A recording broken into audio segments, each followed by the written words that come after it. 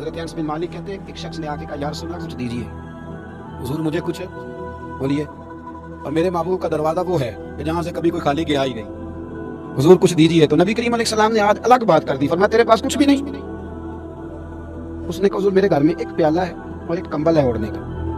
اتنا غریب کو بندہ اس وقت بیٹھے محفل میں جس کے گھر میں ایک ہی پیالہ ہو، جو چپ ہے ان کے بارے میں کیا نظریہ اختیار کروں؟ کوئی ایسا غریب جس کے گھر میں ایک ہی پیالہ ہو، صرف ایک ہی کمبل ہو، لیکن یہاں بیٹھے میرے سمیت ہر تیسرے بندے کو آپ پوچھ لیں کہ حالات کیا ہیں تو کہے گا دعا کرو۔ بہرحال بات دور نہ نکل جائے، واپس آتا ہوں۔ نبی کریم صلی اللہ علیہ وسلم نے فرمایا تیرے پاس کچھ نہیں، ایک کمبل ہے اور ایک، حضور نے فرمایا لے کے آ۔ سوچو ایک کمبل جس بندے کے پاس ہو، ایک پیالہ، اس سے بھی کوئی غریب ہوگا۔ حضور نے منگا لیا اور بولی لگا دی، کون خریدے گا؟ ایک شخص نے کہا 1 دینار، ایک نے کہا 2، حضور نے 2 دینار میں بیچ دیا۔ وہ بولا نہیں کہ حضور 2 ہی تو چیزیں تھی، وہ بھی بیچ دیا۔ اللہ کے رسول نے فرمایا 1 دینار کا کھانا لے جاؤ اور 1 دینار کا کلاڑا خرید کے لاؤ۔ وہ لائے۔ حضرت انس کہتے ہیں بندہ بڑے نصیبوں والا تھا، وہ جب کلاڑا خرید کے لایا تو اس میں دستہ میرے نبی نے دستے مبارک سے لگایا، حضور نے دستہ لگایا اور فرمایا یہ لے جنگل میں جا۔ مسلمانوں یہ میرے رسول اللہ کی تعلیم ہے، نوجوانوں غور کرو، اگر معاشرے کو سنوارنا ہے تو اس چیز پر محنت کرو۔ فرمایا یہ کلاڑا پکڑ، رسی پکڑ، جنگل میں جا، لکڑیاں کاٹ کے لا، کھا بھی اور کھلا بھی، پہن بھی اور پہنا بھی جا۔ حضور نے فرمایا 15 دن مجھے نظر نہ آنا، جا کام کر، جا کے محنت کرنا ہے، اسلام کا شیوا ہے۔ اسے ابھی چلے گئے، 15 دن کے بعد آئے، یہ لفظ امام سیوطی نے لکھے، 15 دنوں کے بعد آئے، حضور نے فرمایا تیرا حال کیا ہے؟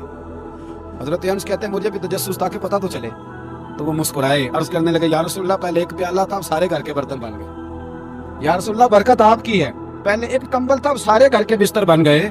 اور امام سیوطی کہتے ہیں انہوں نے جیب میں ہاتھ ڈالا تو 10 دینار نکالے، عرض کی حضور رکھ لے، میں صحاب صوفہ کے لنگر میں حصہ ڈالنے آیا، یہ قبول کر لے مجھ سے، مہربانی فرمائیں، مہربانی، خودداری سے جیے اور تھوڑے پہ گزارا کریں۔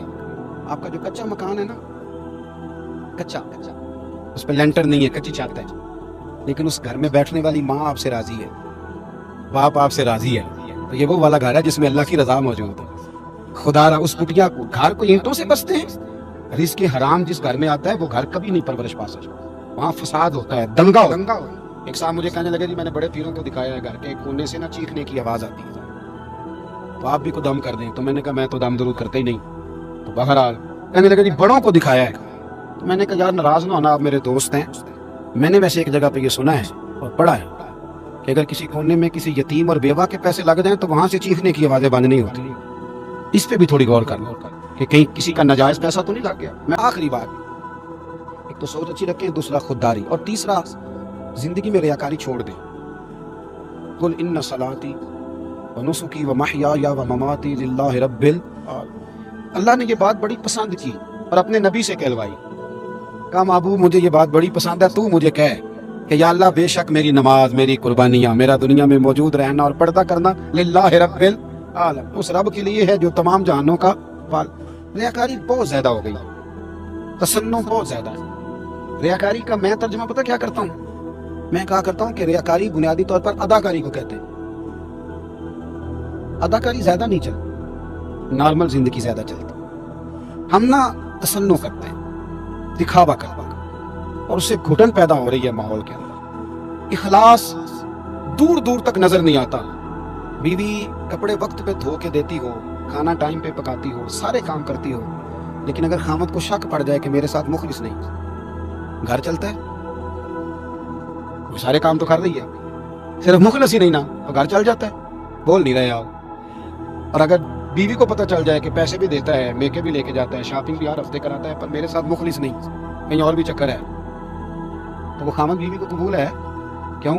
سارے کام تو کر رہا ہے، صرف مخلص ہی نہیں۔ اور بھائی سن لو، اگر آپ مخلص نہیں تو گھر نہیں چلتا تو دین کیسے چلے گا؟ اگر آپ مخلص نہیں تو گھر کا نظام نہیں چلتا تو دین کا نظام کیسے چلے گا؟ اخلاص یاد رکھو، اور یاد رکھنا اگر آپ مخلص نہیں تو نماز بھی بوجھ ہے، تقریر بھی بوجھ ہے، آپ کے لیے محفل بھی معاذ اللہ بوجھ ہے، لیکن اگر آپ مخلص ہیں تو پھر یہ آپ کا شوق ہے، پھر یہ آپ کا مشن ہے، پھر یہ آپ کا لطف ہے، پھر اخلاص پیدا کر لیں گے تو جینے کا مزہ آئے گا۔ ہمارے ہاں جو آدمی 5000 روپیہ رمضان کے مہینے میں دے رہا ہے نا مسجد میں، وہ بھی نوٹ کھول کے لاتا ہے، اور علامہ صاحب اگر 3 دفعہ اس کا نام نہ لیں تو ناراض ہو جاتا ہے، مسجد کی ٹائلوں تک پہ لوگ اپنا نام لکھوا لیں کہ میں نے لگوائی ہیں تو ایک ٹائل پہ میرا نام بھی ہونا چاہیے. فرشتے بھول جاتے ہیں کس نے لگوائی ہیں معاذ اللہ. کیا آپ کیا بات کرتے ہیں؟ تھوڑا سا اس سے پیچھے ہٹیں, تھوڑا سا اخلاص. حسین دین کو ضرورت ہے مخلص لوگوں. مجھے آج تک نہیں سمجھ آئی کسی بندے کے گھر میں 10 لاکھ روپیہ پڑا ہو تو گلی میں آ کے بتاتا ہے, اگر 15 تولے سونا پڑا ہو تو, لیکن تہجد پڑھتا ہے تو بتاتا ہے آ کے. کیا تہجد کو قیمتی نہیں سمجھتا تو؟ تلاوت کر لی تو بتا دیا ہے, تلاوت کو قیمتی نہیں سمجھا. بھائی اگر سونا قیمتی ہے, پیسے قیمتی ہیں, تو تہجد کی نماز بھی تو بڑی قیمتی ہے, اس کو بھی تو چھپانا چاہیے تھا. لیکن اس کا اظہار کر دیا ہے. جو 5000 مسجد میں دیا ہے وہ سارے زمانے کو بتا دیا کہ نیکیاں بڑی قیمتی ہیں, کسی کی نظر پڑ جائیں تو کئی دفعہ مسئلہ بن جاتا ہے. لہذا ان کو چھپائیں. اللہ کی بارگاہ میں دعا کرتا ہوں جو میں کہہ سکا اللہ قبول فرمائے. دوران گفتگو جہاں بھول گئے رب کریم ہم سے درگزر فرمائے. آخر دعوانا الحمدللہ.